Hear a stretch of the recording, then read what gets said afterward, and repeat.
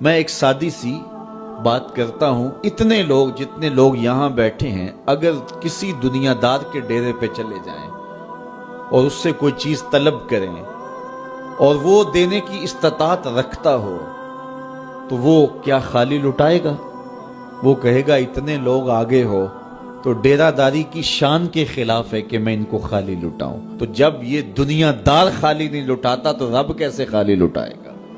جب بندے اس کی دہلیز پہ چل کے آ جائیں تو وہ بندوں کی ضرورتوں کا کفیل ہے اور ان کے ہر درد کو جانتا ہے اور ان کی ضرورتوں کو پورا کرتا ہے۔ علماء نے کہا دعا ہر صورت قبول ہوتی ہے، یا تو یہ ہے کہ فوراً قبول ہو جاتی ہے، جو مانگا فوراً مل گیا، اور کبھی ایسا ہوتا ہے کہ فوراً نہیں ملتا، حکمت ہوتی ہے اور فوری دینا مناسب نہیں ہوتا تو اس کو فوری نہیں دیا جاتا، لیکن دعا بعد میں کچھ عرصے کے بعد اس کی ڈیمانڈ پوری کر دی جاتی ہے۔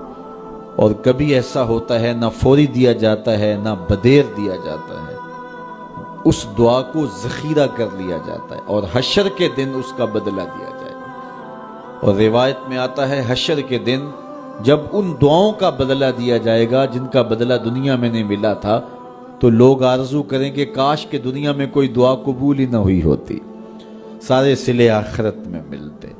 اللہ اکبر۔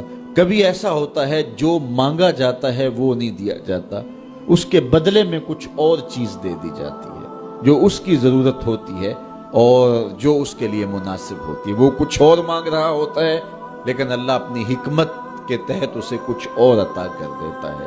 بہر صورت دعا قبول ہوتی ہے اور بندوں کے اٹھے ہوئے ہاتھ اللہ پسند کرتا ہے۔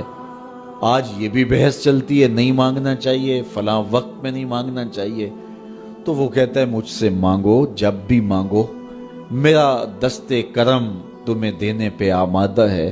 اور اگر کوئی نہیں مانگتا تو فرمایا کل ما یابو بکم ربی لولا دعاؤکم، اے محبوب فرما دو اگر یہ نہیں مانگیں گے تو اللہ بھی پرواہ نہیں کرے گا۔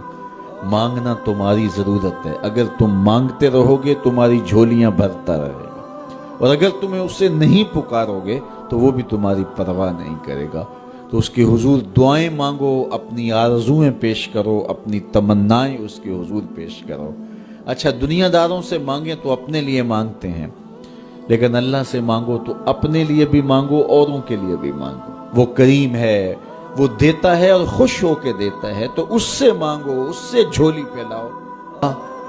اللہ سے راز و نیاز کی باتیں، جو باتیں بندہ کسی سے نہیں کر سکتا وہ اپنے رب سے ڈائریکٹ کرتا ہے، اپنے دل کے سارے دکھڑے اپنے رب کی دہلیز پہ رکھتا ہے اور اپنی ساری ضرورتیں مالک کی چوکھٹ پہ رکھ دیتا ہے، اور اس سے مانگتے ہوئے بندے کو شرم نہیں آتی، حیا نہیں آتا، بلکہ اس سے مانگتے ہوئے فخر محسوس ہو رہا ہوتا ہے کہ میں اپنے رب سے مانگ رہا ہوں۔ کسی اور سے مانگیں تو جھجک لگتی ہے، لیکن مالک سے مانگیں تو اپنائیت کا احساس ہوتا ہے کہ میں اس سے مانگ رہا ہوں، اس لیے کہ وہ ہمارا رب لگتا ہے، ہمارا اس سے ربط کتنا گہرا ہے۔ مسجد نبوی کا ایک کونا تھا اور ایک بندہ وہاں بیٹھ کے دعا مانگ رہا تھا۔ اس کے دعا کے لفظوں پہ غور کیجئے، اے اللہ میں تجھ سے اس لیے مانگتا ہوں کہ تو میرا اللہ ہے، تیرے علاوہ میرا ہے بھی تو کوئی نہیں۔ تو یہ وہ دعا مانگ رہا تھا اور مسجد نبوی کے کونے میں بیٹھا تھا۔ حضور نے دیکھا تو ایک صحابی سے کہا وہ جو دعا مانگ رہا ہے اس کو جا کے بتا دو تمہاری دعا قبول ہو گئی ہے۔ وہ مانگ اس ڈھب سے رہا ہے۔ تو یہ دعا اپنے رب سے نیاز ہے، دعا خود عبادت ہے۔ جب تمہاری ضرورتوں کا کفیل وہ ہے تو پھر اس سے نہیں مانگیں گے تو کس سے مانگیں گے؟ اور جب اس سے بندہ مانگتا ہے تو پھر وہ مانگنے والے کی لاج بھی رکھتا ہے۔ ان ربکم حیی کریم یستحیی من عبدہ اذا رفع یدہ ان یردہما صفرا۔ تمہارا رب حیا کرنے والا کریم ہے، جب بندے اس کے سامنے ہاتھ پھیلا کے دعا مانگتے ہیں اللہ فرماتا ہے مجھے شرم آتی ہے ان کے اٹھے ہوئے ہاتھ خالی کیسے موڑوں۔ جب انہوں نے مجھ سے مانگا ہے تو میں نے بھی